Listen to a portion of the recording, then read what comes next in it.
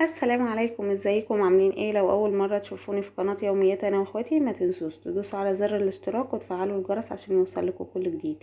يلا بينا بقى نشوف الوصفه السهله السريعه دي في ثانيه كده. هنعمل جلاش بالمهلبيه. هنجيب كوبايتين من السكر، كوبايه من الميه، وهندوبهم في بعض كويس جدا مع عصره ليمونه. هنعمل السكر بتاعنا الاول او الشربات بتاعنا الاول، وبعد كده هحط كيس فانيليا وادوبه كويس في الميه. بعد كده هحطه على النار لمدة 10 دقايق بالظبط. يلا بينا نجهز المهلبية برضو مع بعض. هنجيب كزرونة فيها معيارين من اللبن، معيار من السكر، 3 معالق نشا،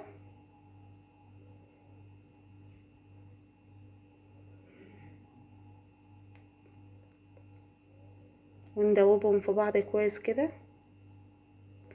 بعد كده هحطها على النار،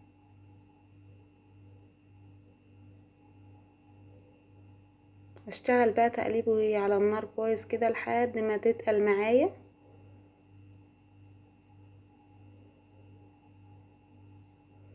بعد كده هحط كيس من الفانيليا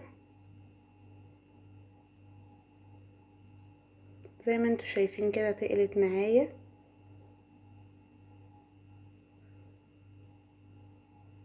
زي ما انت شايفة كده. بعد كده هجيب لفة الجلاش بتاعتي وابتدي افردها على الرخامة بتاعتي واظبطها في الصينية. هتجيبيها على يعني هتجيبي الصينية تظبطيها على قد الصينية اللي انت ايه هتعملي فيها. يعني انا كده هجيب الصينية بتاعتي اهي، هبتدي اقطع عليه، يعني اظبط الزوايا بتاعتها على قد الصينية بالظبط. واللي هيبقى زيادة منك دي مش هترميه، هتستخدميه برضو في نفس الصينية. بس احنا عايزين نخلي الصينية مظبوطة عشان ما يبقاش ليها احراف كده، ولا تبقى احرافها عالية ولا اي حاجة. زي ما انت شايفة كده هقطع الزوايد. اهم حاجة يا بنات تظبطوا الصينية بتاعتكم، ما تكونش تيجي على ناحية وناحية، لا، اهم حاجة تبقي ظابطة السكينة كده وانت بتقطعي. زي ما انتوا شايفين كده طلعت معايا مظبوطة اهي. بعد كده بقى تسيحي لك قيمة معلقتين سمنة، 3 معالق سمنة كبار. تعملي معيار كده، هتشوفي شكل المعيار. ادي المعيار قدامكم اللي مسخنه في السمنه. هنحط نصه دلوقتي ونصه لما نيجي نقفل الوش. وانا مش هحط يا بنات الجلاش ورقه ورقه، لا، انا هقسم الورق نصين.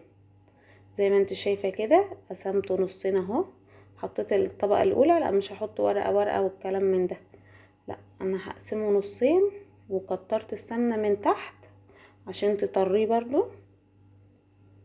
بعد كده هجيب المهلبية بتاعتي واروح حطها في النص كده.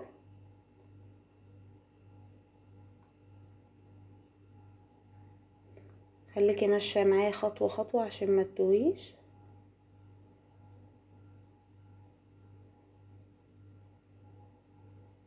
فريدي فريدي فريدي كده في الصينية كلها عشان ما تبقاش اماكن فيها واماكن لا، لا، انت تفرديها في الصينية كلها.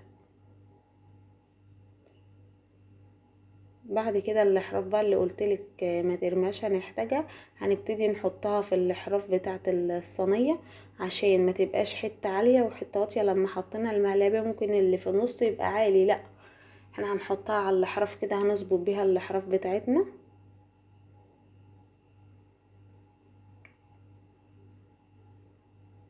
بجد يا بنات الطعم حكايه، بجد الطعم تحفه. زي ما انتوا شايفيني كده بفرد الورق، معايا ورقه ورقه اهو برضو. هنقفلها خالص من النص. حاجة يعني مثلا انت عاملاها ومش حابة تحطيها في النص، ممكن تعينيها تعملي بيها الحتت الزيادة دي، تعينيها في كيس تعملي بيها اي حاجة تانية. تستخدميها في جلاش تاني، تستخدميها في اي حاجة تحتاجيها يعني. حلويات تانية تعمل حاجات كتير بيها. بعد كده هجيب من النص التاني واحطه على الوش زي ما انتوا شايفين كده. هبتدي بقى ادخل الاحراف كده، ما خلاش ليها احراف.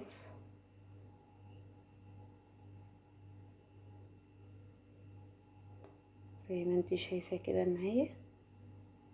ابتدي اظبطها بايدي كده، اخليها متساوية، مفيش حتة عالية مفيش حتة واطية. بعد كده تجيبي بقى السكينة بتاعتك الحامية وتقطعيها بقى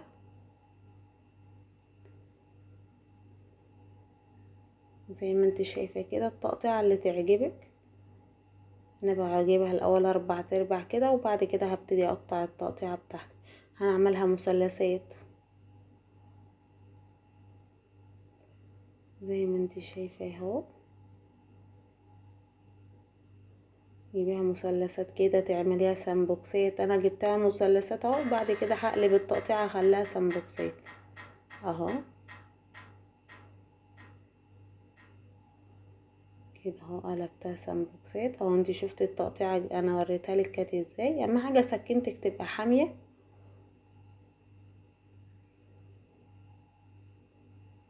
زي ما انتي شايفة كده. تقطيعة تقطعي براحتك عشان الورق ما يلمش معاكي. بعد كده بقى هجيب ادهن الوش سمنة زي ما انتي شايفة كده بالفرشة بتاعتك، بقية السمنة اللي كانت معايا. هدهن بقى على قد ما الصينية هتحتاج مني، مش ان انا هغطسها سمنة وتبقى مدهننة كده، لا، اللايق بتاعها.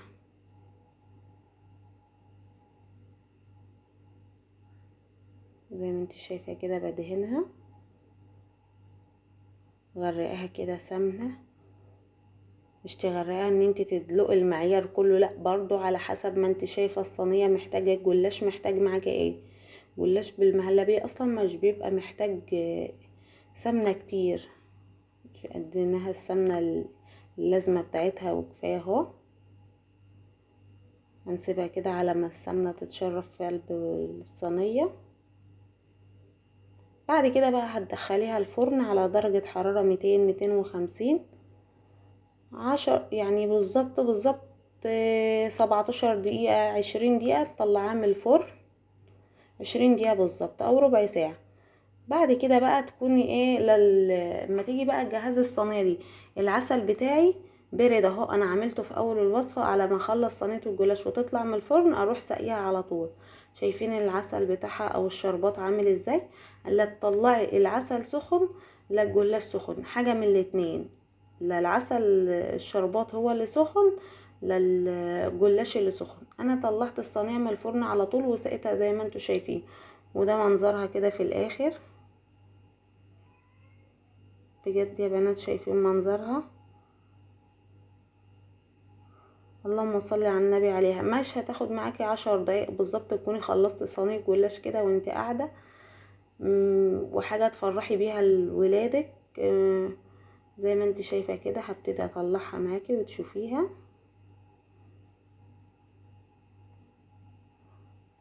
بجد يا بنات يعني شوفوا زي ما انتوا شايفين، تحرك ولا لازق ولا اي حاجة.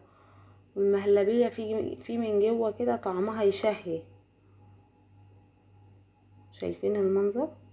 شايفين منظر خلطة الجلاش اصلا عاملة ازاي؟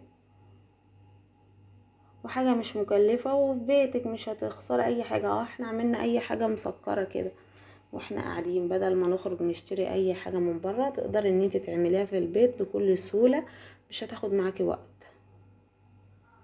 شايفين القشطة؟ اهم حاجة لو عجبتكم الوصفة ما تنسونيش في الشير واللايك والاشتراك في القناة عشان يوصل لكم كل جديد، ولايك عشان كل الناس تستفيد. السلام عليكم.